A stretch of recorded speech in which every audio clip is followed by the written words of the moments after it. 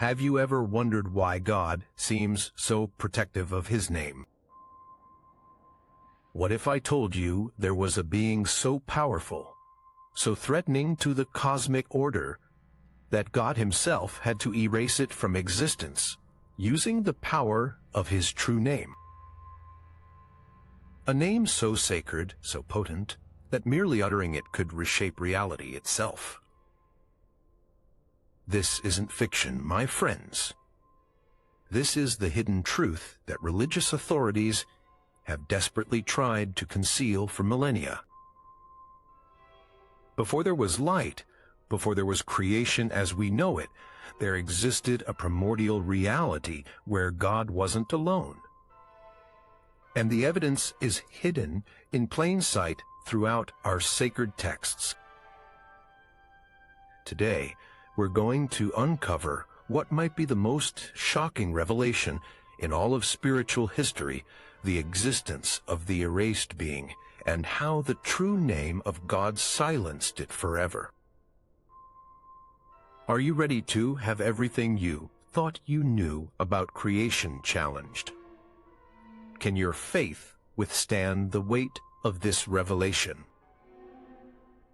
Join me as we peel back the layers of biblical history to expose a truth so profound it will forever change how you understand your relationship with the divine.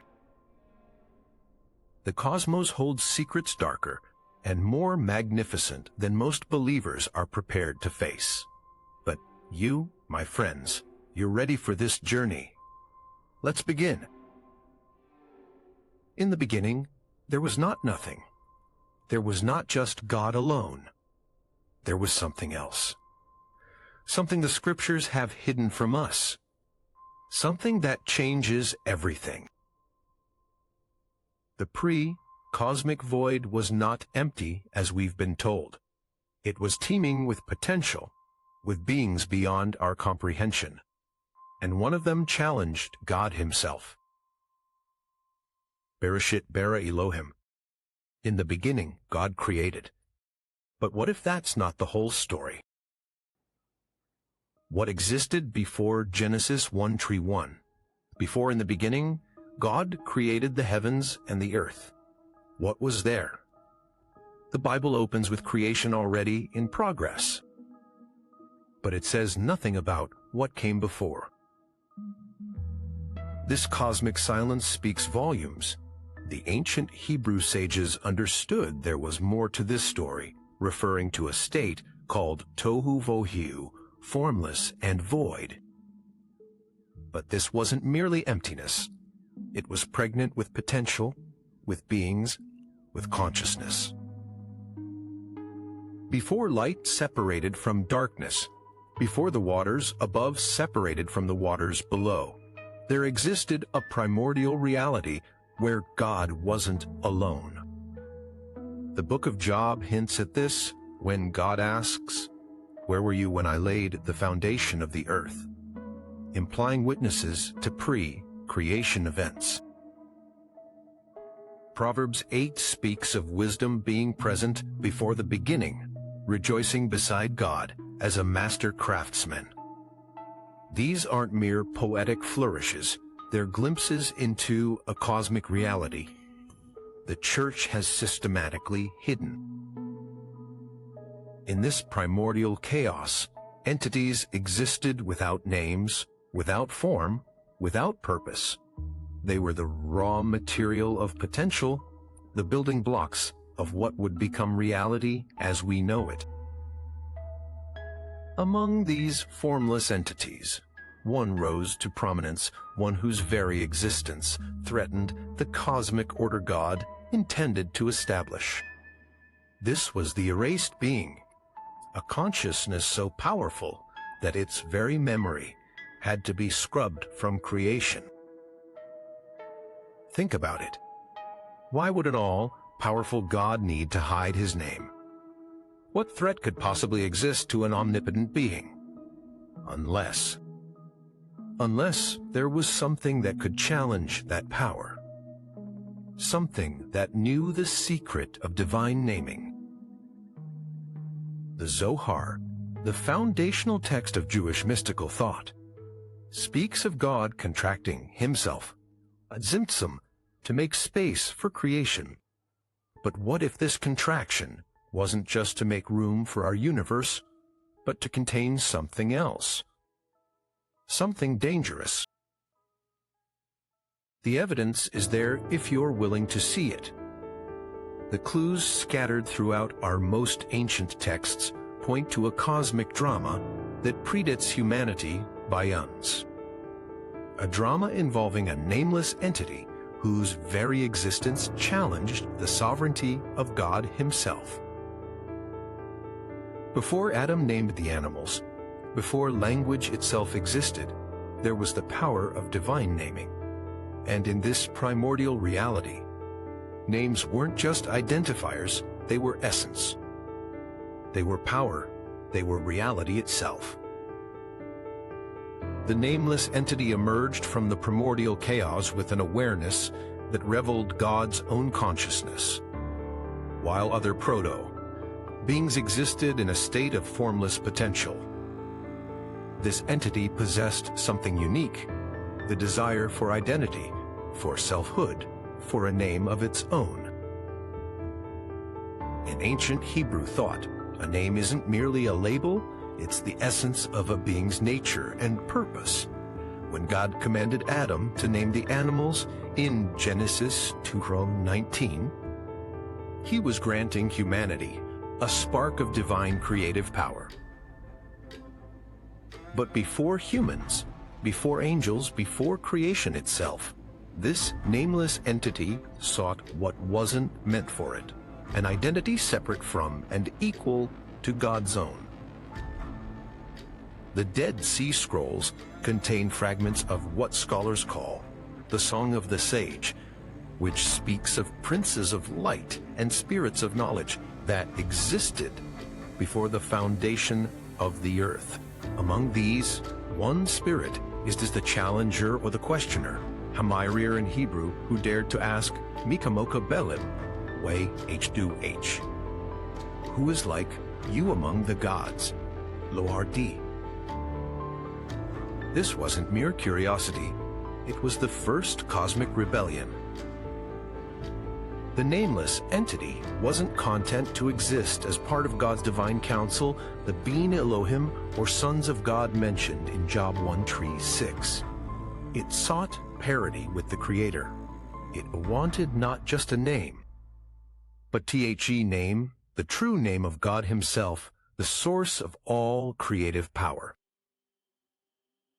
Ancient Midrashic texts speak of God consulting with a divine council before creating humanity, saying, "Let us make mankind in our image" in Genesis 2:26. But they also hint at a dissenting voice, one that questioned why humans should bear the divine image at all. Could this have been the voice of the nameless entity, already plotting its ascension?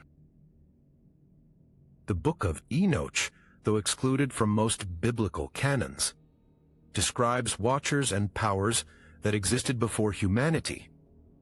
Among them was one who thought himself equal to the Most High. This wasn't Satan, not yet. This was something older, something primal, something that existed before the concept of opposition was even necessary. What if I told you that the entire cosmic order, the very foundation of reality as we understand it, was established specifically to contain this threat? What if creation itself was a divine strategy to isolate and eventually erase this challenger to God's throne? The stakes couldn't have been higher. For if the nameless entity had succeeded in its quest, the very fabric of existence would have unraveled before it even began. In the primordial reality, names weren't just sounds or symbols, they were the fundamental code of existence. To name something was to define its nature, its boundaries, its very being. This is why God's act of naming in Genesis 1 Calling the light day and the darkness night wasn't just labeling. It was establishing cosmic order. The power of naming is central to understanding the threat posed by the nameless entity. In ancient Near Eastern cultures, to know someone's true name was to have power over them. This is why Egyptian pharaohs had multiple names, including secret ones.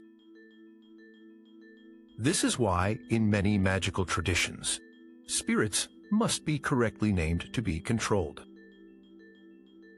God's own name represents the ultimate power in the universe. The Tetragrammaton, YHWH, is not just a label, but a formula of pure existence. When Moses asked God's name at the burning bush, the response was enigmatic I Asher I am Bali O I am, or perhaps more accurately IYL Bia Bali 88 IL BE. This wasn't God being evasive. It was God revealing that his name is inseparable from existence itself. The nameless entity understood this fundamental truth. It recognized that if it could discover, speak, or somehow appropriate God's true name, it could access the power of being itself. It could potentially rewrite reality, or even usurp the Creator's position. Psalm 91:14 said this power. Because he loves me, says the Lord, I will rescue him. I will protect him, for he acknowledges my name. The Hebrew word for acknowledges here, yada, implies intimate knowledge. To truly know God's name is to have a relationship with the source of all being.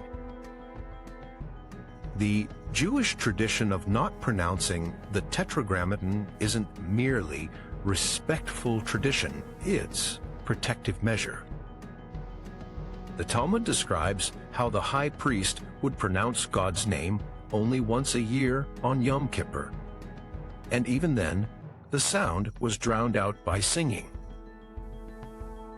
Why such precaution if the name was merely a label? The nameless entity's quest wasn't just ambitious, it was existentially threatening to the entire cosmic order. If it could capture or replicate the power of God's name, it could potentially create its own reality, its own dominion, its own creation in opposition to God's. And so began the first and most significant cosmic conflict, not between good and evil as we understand them today, but between established order and chaotic potential, between the named and the nameless, between the Creator and that which sought to create itself. Maunora Hamakam Hayes.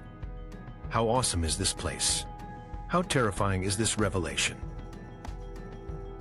The Tetragrammaton, YHWH, of those 4 Hebrew letters that represent God's covenant name, has been revered, feared, and protected throughout history. But what if I told you this isn't actually God's true name? What if YHWH is merely a shadow, a reflection, an approximation of something far more powerful and dangerous? In Exodus 3:14, when Moses asks God for his name, the response is I Asher I am Udo I am. God then instructs Moses to tell the Israelites that I am has sent him.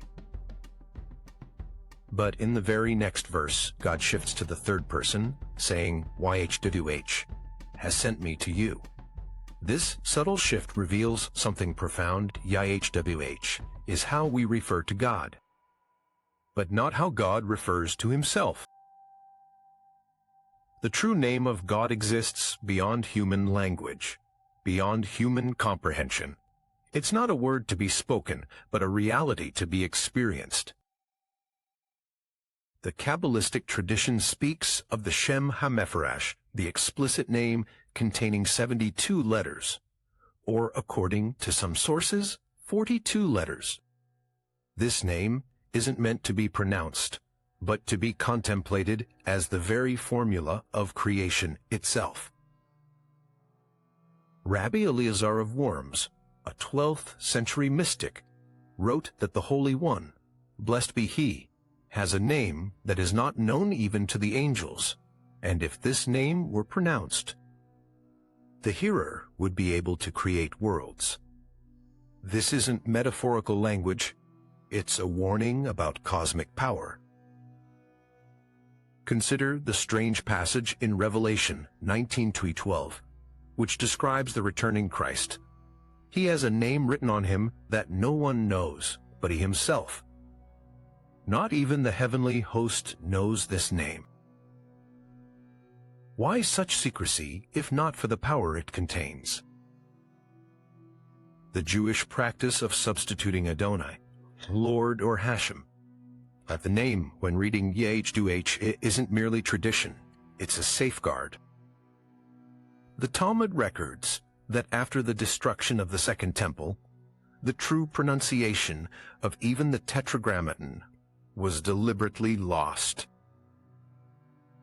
Rabbi Abba Shaul declared that those who pronounce the name according to its letters have no share in the world to come. This isn't religious superstition, it's cosmic security.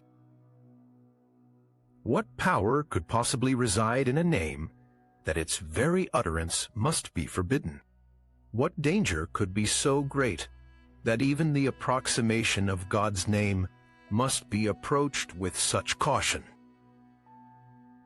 The answer lies in understanding that God's true name isn't just a sound, it's the fundamental code of reality itself. It's the password to creation. It's the master key to existence. And it was this name, this true, hidden, ineffable name, that God wielded as the ultimate weapon against the nameless entity that threatened the cosmic order before creation began. Kodesh HaKodashim, the Holy of Holies, the innermost sanctuary where the name was guarded. The confrontation between God and the nameless entity wasn't a physical battle as we understand it.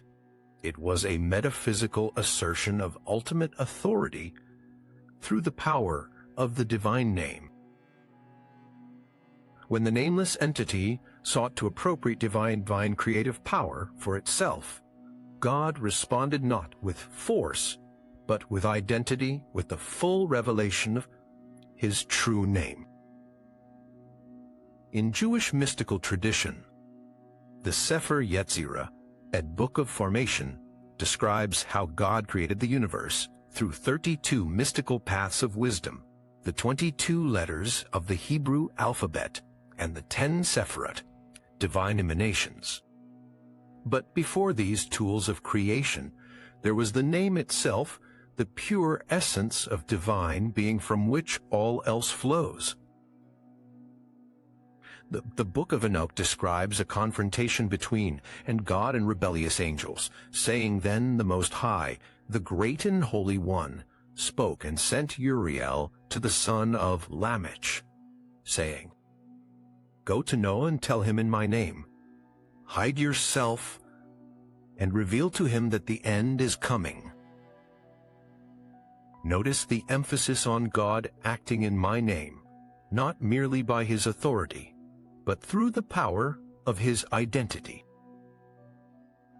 When God deployed His true name against the nameless entity, it wasn't merely an act of power. It was an ontological assertion that defined the very nature of reality. The entity, seeking to name itself and thereby claim creative authority, instead found itself defined by God's superior naming power. It became not what it sought to be, but what God named it, the erased one. Psalm 29:3-9 gives us a glimpse of the raw power of God's voice, His name in action. The voice of the Lord is over the waters. The God of glory thunders. The voice of the lower D breaks the cedars. The voice of the lower D strikes with flashes of lightning. The voice of the lower D shakes the desert. This isn't poetry. It's a description of raw creative and destructive power channeled through divine speech. The nameless entity, confronted with the full revelation of God's true name, experienced what the prophets later called the consuming fire of God's presence. Unable to withstand the pure reality of divine identity, it was not merely defeated, it was unmade, its very essence scattered, and its memory erased from the cosmic record. This wasn't an act of divine vengeance, but of cosmic necessity. For two absolute creative principles cannot coexist. Either God's name defined reality, or chaos would reign. The deployment of God's name against the nameless entity established the fundamental order of creation, that all things exist and have their being through God alone. The rabbis teach that when God spoke at Sinai, his voice came from all directions simultaneously, defying physical laws. This gives us a hint of what the nameless entity experienced, not a linear defeat but a multidimensional unmaking, as the true name of God rewrote very fabric of pre-creation reality. And in the aftermath of this cosmic confrontation came silence, a divine silence that has echoed through eternity. A silence about what came before. A silence about the entity that was no more. A silence about the true name that accomplished this cosmic reset. After the confrontation with the nameless entity, a profound silence fell across the heavenly realms. The angelic host, witnessing the awesome power of God's true name, were forever changed by what they had seen. This wasn't merely fear, it was recognition of a fundamental truth about reality itself, that God's identity is the foundation of all existence. The Book of Job offers a tantalizing glimpse of this primordial event, when God asked Job, "Where were you when I laid the earth's foundation? Tell me if you understand. Who marked off its dimensions? Surely you know, who stretched a measuring line across it? On what were its footings set? Or who laid its cornerstone while the morning stars sang together and all the angels shouted for joy?" Notice the reference to the morning stars, and often understood as angelic beings singing together. This wasn't just celebration. It was acknowledgement of the new cosmic order established by God's victory over the nameless entity. The angels weren't merely praising creation, they were affirming their allegiance to the God whose name had demonstrated ultimate authority. Isaiah 6:2-3 describes the seraphim covering their faces in God's presence, calling to one another, "Holy, holy, holy is the Lord Almighty. The whole earth is full of his glory." This threefold repetition of holy, Sadosh in Hebrew, isn't just emphasis. It's a declaration of God's absolute otherness, his fundamental separation from all created beings. The seraphim cover their faces, not just in reverence, but in recognition that even they cannot bear the full revelation of God's true identity. After witnessing the fate of the nameless entity, the heavenly host understood that God's name was not to be sought, spoken, or even contemplated in its fullness. The Talmud records that even when the high priest pronounced the name on Yom Kippur, the other priests and the people would fall on their faces. This wasn't merely tradition. It was a cosmic memory of what happens when created beings encounter the unfiltered power of divine identity. Ezekiel's vision of the divine throne includes strange living creatures that each had 4 faces and 4 wings and moved wherever the spirit would go. These bizarre descriptions point to beings that exist beyond our dimensional understanding, beings created to guard the approaches to God's true presence and name. The silence of heaven regarding the erased being and God's true name became the foundation of cosmic security.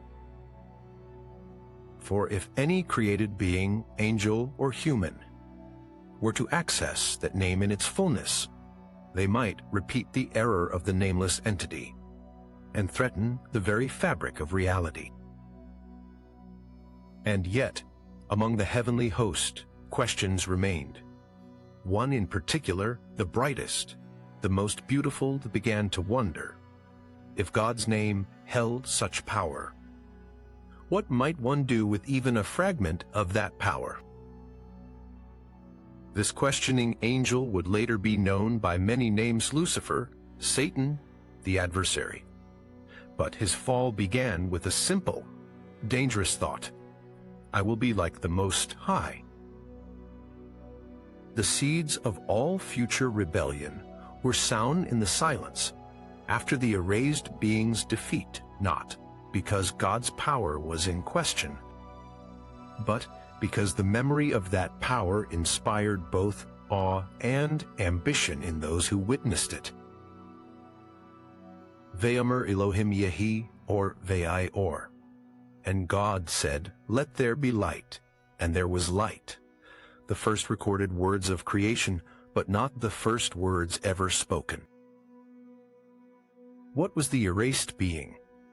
Not an angel, not a demon, not even a god in the pagan sense. It was something more fundamental, more primordial, a cosmic potential that existed before the categories of good and evil were established.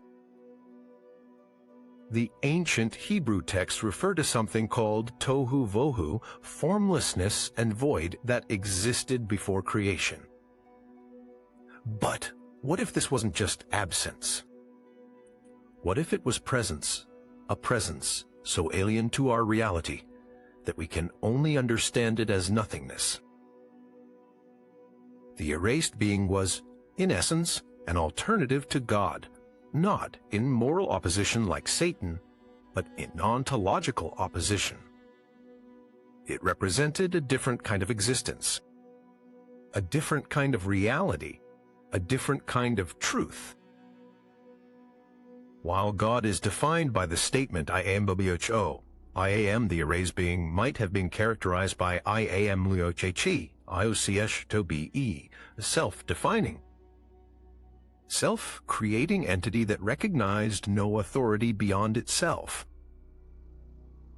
In the Nag Hammadi texts discovered in 1945, particularly the Apocryphon of John, there are references to archons, primordial powers, that existed before the material world. One of these, called Yaldabaoth, is described as having the audacity to declare, I am God, and there is no other God beside me.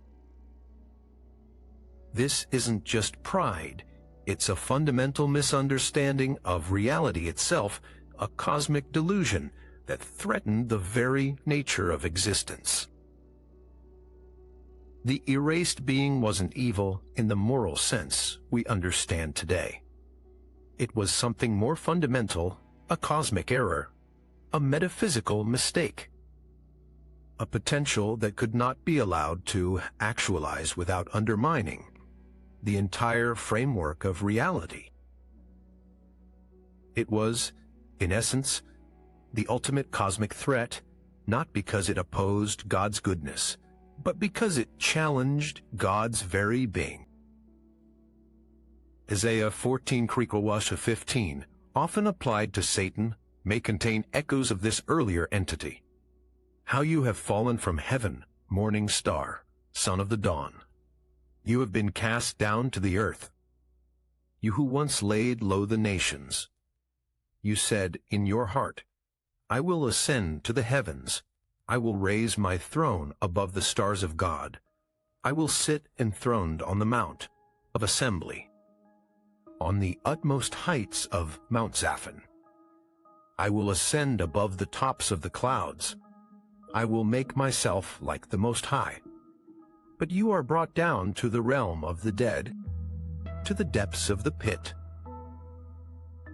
Notice the 5 I will statements, each an assertion of self, definition in opposition to divine authority.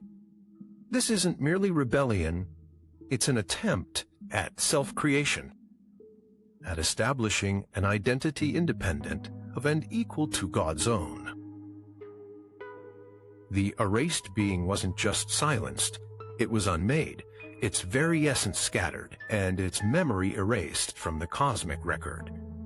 And yet, echoes remain shadows and whispers that hint at what came before creation as we know it. My Yemel Gevrod Adonai. Who can speak of the mighty acts of the Lord? The act of erasure wasn't merely destruction, it was uncreation, the reversal of being itself.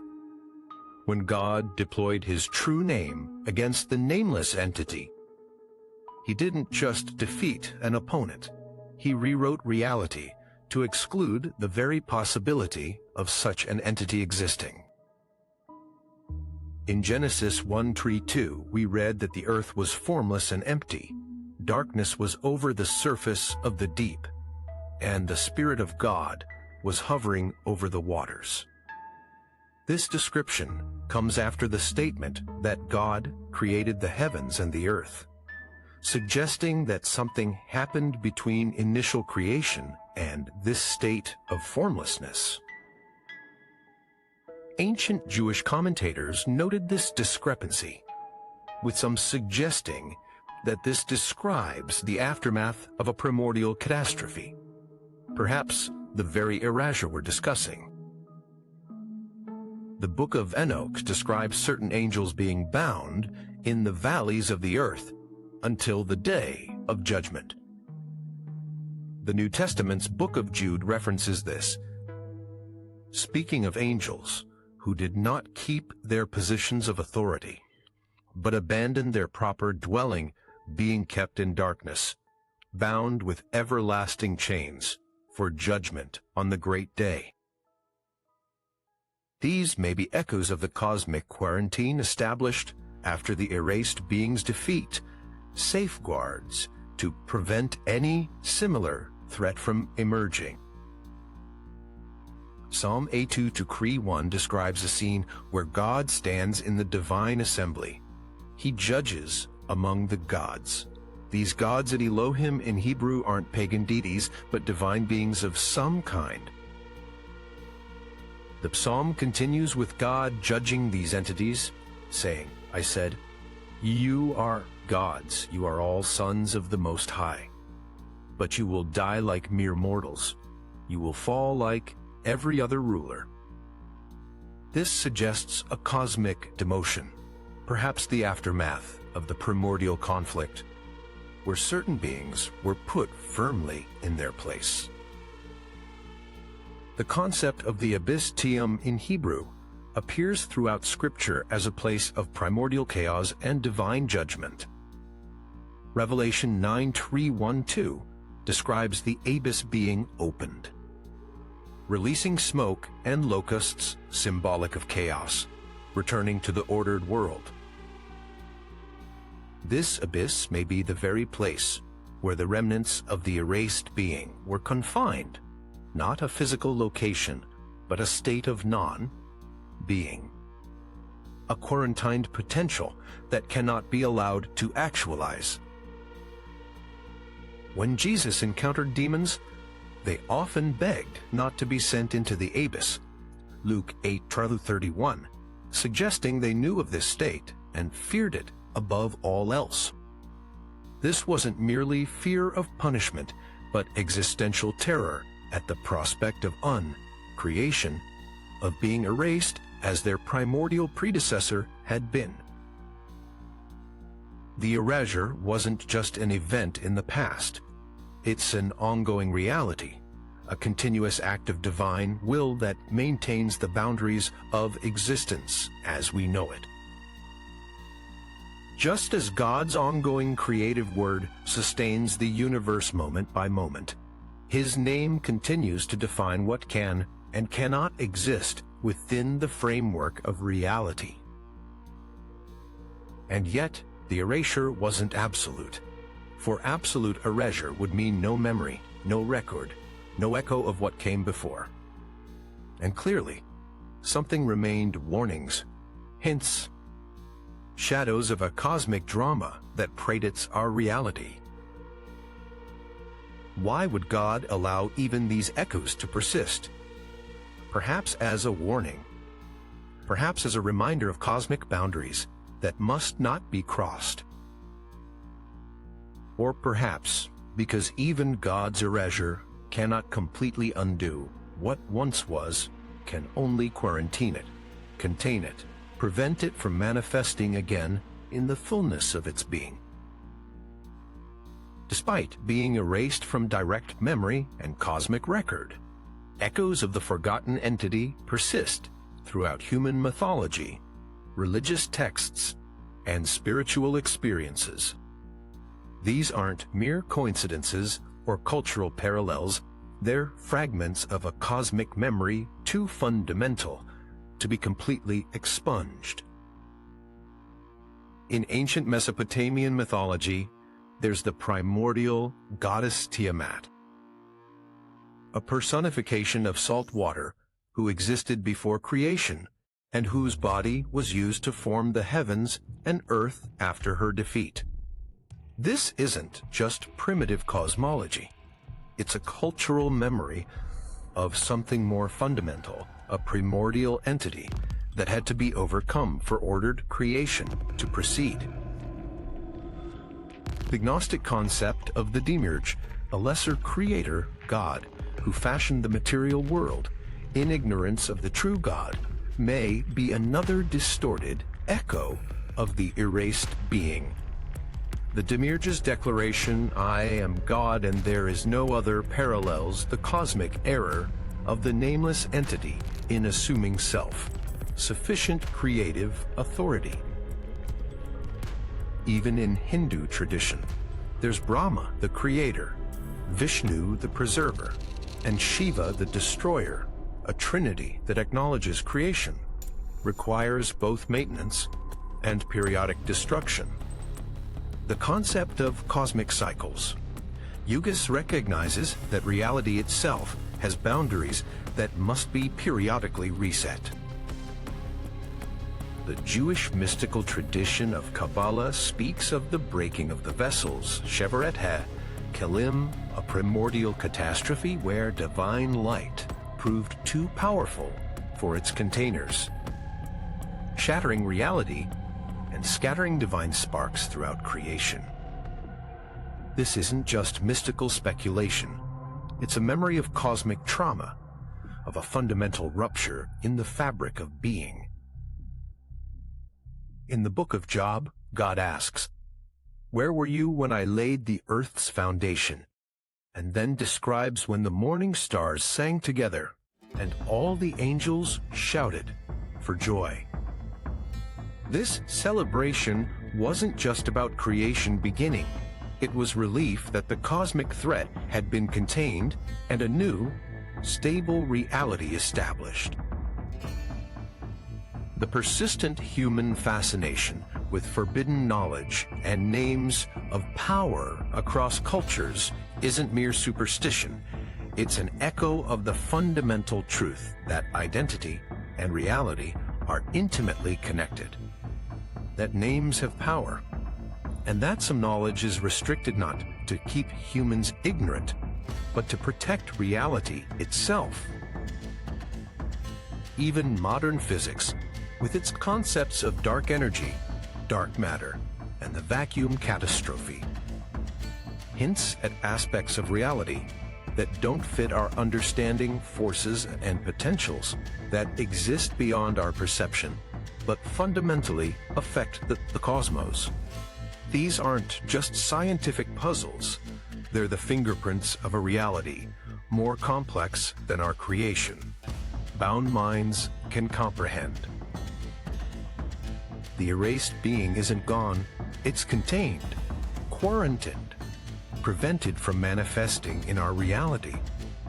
But its echoes persist because its fundamental nature, the possibility of self, creating identity, remains a potential within creation itself. This is why the warning against becoming like God appears so consistently throughout religious traditions, not because knowledge is bad, but because attempting to self-define at the cosmic level repeats the original error that threatened reality itself.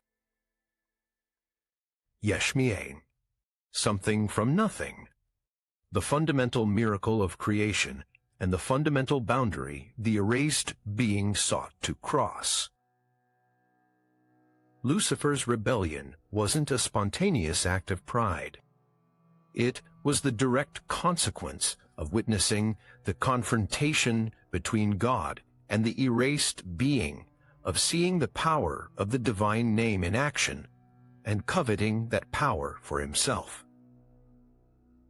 The book of Ezekiel gives us the clearest picture of this in chapter 28, describing an anointed cherub who was in Eden, the garden of God, who was perfect in your ways from the day you were created till iniquity was found in you. What was this iniquity? Not just pride, but a specific kind of cosmic ambition, the desire to possess the power of naming, the power of self-definition that belonged to God alone. Isaiah 14 captures this in the 5 I will statements attributed to Lucifer. I will ascend into heaven. I will exalt my throne above the stars of God. I will be like the Most High. This wasn't just rebellion. It was an attempt to replicate the power Lucifer had witnessed in the primordial confrontation. Having seen God deploy his name to erase the nameless entity, Lucifer sought to acquire similar power, not understanding that such power was inseparable from God's very being. The book of Enoch elaborates on this, describing how certain angels taught humans eternal secrets which were preserved in heaven, which men were striving to learn. These weren't just technological skills, as often interpreted, but fundamental knowledge about the nature of reality itself, echoes of the primordial conflict that should have remained hidden. When Lucifer fell, he took with him a third of the angels, according to Revelation 12:3-4. This wasn't just a moral choice, it was an ontological one. These beings aligned themselves with an alternative understanding of reality, one in which created beings could define themselves rather than accepting the identity given by their Creator. This same temptation formed the core of Lucifer's approach to humanity in Eden. Genesis 3:5 records his promise to Eve, "For God knows that when you eat from it your eyes will be opened, and you will be like God, knowing good and evil." This wasn't just about moral knowledge. It was about the power of definition, the ability to determine for oneself what is good and what is evil rather than accepting God's definitions. The serpent's promise, "You will be like God," wasn't just flattery. It was a repetition of his own cosmic error, an invitation to humans to attempt the same self-definition that had led to his fall, and before that, to the erasure of the nameless entity. This is why the prohibition against taking God's name in vain in the Ten Commandments isn't merely about respectful speech. It's about recognizing the fundamental boundary between creator and created, between the namer and the named. To misuse God's name is to misunderstand one's place in the cosmic order, to repeat the error that led to both the erasure of the nameless entity and the fall of Lucifer. The legacy of the primordial conflict echoes through every subsequent rebellion in cosmic history, not just as a moral pattern, but as an ontological one. A fundamental misunderstanding of the nature of reality itself. Lo tisa et Shem Adonai Elohecha lashav. You shall not take the name of the Lord your God in vain. A commandment with cosmic implications. Throughout human history, the true name of God has been both sought after and protected, creating a paradoxical relationship between humanity and divine identity. The Tetragrammaton, YHWH, became so sacred in Jewish tradition that it was only pronounced once a year by the high priest in the Holy of Holies on Yom Kippur. After the destruction of the Second Temple in 70 CE, even this pronunciation was lost, with Jews substituting Adonai, a Lord, when reading Scripture. This wasn't mere superstition. It was a recognition of the cosmic power inherent in divine naming, a power too dangerous for casual use. The Jewish mystical tradition developed elaborate practices around divine names with the 7-2 letter name, the 42 letter name, and various combinations of Hebrew letters believed to channel divine creative energy for specific purposes. In medieval Europe, grimoires and magical texts claimed to contain the true names of God and angels, promising power to those who could properly pronounce them. The Kabbalah's emphasis on the 10 Sephirot, divine emanations, represented an attempt to approach God's essence through attributes, rather than directly naming the unnamable. The Christian tradition incorporated this reverence while transforming it. Jesus taught his disciples to pray, "Hallowed be thy name," acknowledging the sacred nature of divine identity while also claiming intimate relationship through the term Father. The early church debated fiercely about the nature of Christ precisely because touched on this fundamental question of divine identity. How could the eternal Word, Logos, become flesh without compromising divine nature?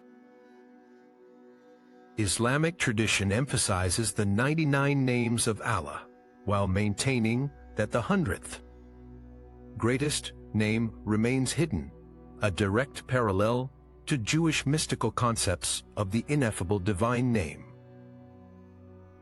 Sufism developed practices of dhikr, remembrance through divine names, as a path to spiritual enlightenment. Even secular linguistic theory recognizes what ancient traditions intuited, that naming shapes perception and reality.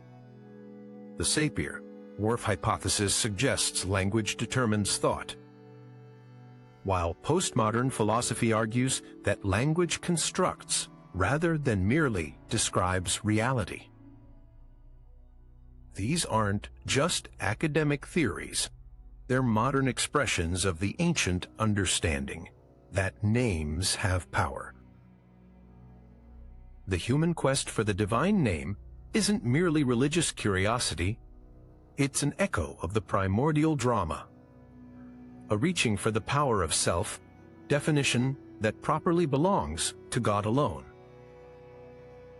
Every mystical tradition, every magical system, every attempt to harness divine power through sacred words is, in some sense, an echo of the original cosmic drama, the confrontation between God and the nameless entity over the power of identity. Yet, paradoxically, God continues to reveal aspects of his name throughout human history, not the raw power that erased the nameless entity, but graduated revelations appropriate to human capacity. From El Shaddai to YHWH to Abba, divine self, disclosure continues within safe boundaries, inviting relationship while maintaining the necessary distinction between creator and created. This tension between divine self, revelation, and necessary hiddenness defines the human religious experience. We are invited to know God personally while being protected from the full power of divine identity that no created being could withstand.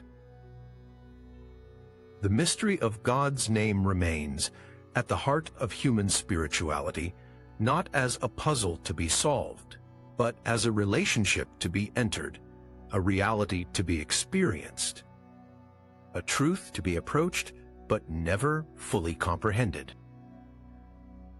Shem Hashem Migdal Oz. The name of the Lord is a strong tower. The true name of God and the memory of the erased being represent eternal mysteries that define the boundaries of cosmic reality. They aren't puzzles to be solved, but horizons that define our existence, necessary limits that make creation possible. The Book of Revelation describes a fascinating detail about the culmination of history. The one who is victorious I will make a pillar in the temple of my God. I will write on them the name of my God, and the name of the city of my God. And I will also write on them my new name. This new name suggests that divine identity isn't static but dynamic, that God continues to define himself in relationship to creation. It implies that the cosmic drama isn't over, that divine self, revelation, continues to unfold throughout eternity. The prophet Isaiah wrote, "For my thoughts are not your thoughts, neither are your ways my ways, declares the Elohim, as the heavens are higher than the earth. So are my ways higher than your ways, and my thoughts than your thoughts." This isn't just about moral superiority, but ontological difference, a fundamental distinction between creator and created that no amount of revelation can completely bridge. The erased being represents a potential that cannot be actualized within creation as we know it, the possibility of self creating identity independent of God. Its erasure wasn't just punishment but necessity, the establishment of boundaries that make ordered existence possible. Yet traces remain not just in ancient texts, but in the very structure of reality itself, the vacuum energy that perplexes modern physicists. The dark matter and dark energy that make up most of the universe. The quantum fluctuations that suggest something can come from nothing. These aren't just scientific puzzles, but echoes of a reality more complex than our creation. Bound minds can comprehend. The Jewish concept of tikkun olam, repairing the world, suggests that creation itself is incomplete, that humans participate in the ongoing work of perfecting reality. This isn't just ethical teaching, but cosmic truth, that creation continues, that divine naming continues, that reality itself is still unfolding. The Christian concept of new creation, behold, I am making all things new, Revelation 21:3 Pfeiffer, points to the same truth, that the cosmic drama continues. that divine identity continues to express itself in new ways, that creation isn't a finished event but an ongoing relationship between God and reality. The mystery of God's name and the memory of the erased being remind us that reality has depth beyond our comprehension, that existence itself is a gift rather than a given, that the fundamental question isn't why, is there something rather than nothing, but why is there this particular something rather than infinite other possibilities? The answer lies in the nature of God himself, not just his power or his goodness, but his very identity, his name, his being. Creation as we know it exists because God spoke it into being, named it, defined it, and continues to sustain it through his word. And the ultimate mystery remains that this God who erased a cosmic threat with the power of his name chooses to reveal himself to us, to invite us into relationship, to share his identity with us not as a threat, but as a gift. Baruch Hashem. Blessed be the name, not just a pious phrase, but the fundamental truth of existence itself. My friends, we've journeyed together through cosmic history, peeling back layers of reality that few dare to examine. We've glimpsed the primordial conflict that shaped our universe, the power of God's true name, and the threat posed by the erased being. But what does this mean for us today? Every time you pray, "Hallowed be thy name," you're acknowledging this cosmic reality. Every time you witness injustice and cry out, "Where is God?" you're echoing the fundamental question of identity that defines our existence. Every time you feel the tension between who you are and who you're meant to be, you're experiencing the echo of the primordial drama, the question of whether we define ourselves or accept the identity given by our Creator. The truth about God's name isn't just ancient history, it's present reality. It defines who we are, why we're here, and where we're going. It explains the human longing for transcendence, for meaning, for identity beyond our physical existence. And most importantly, it reveals a God who doesn't hoard his identity, but shares it, not the raw power that erased the nameless entity, but the relational essence that makes us children of God, bearers of his image, participants in his ongoing creation. What will you do with this revelation?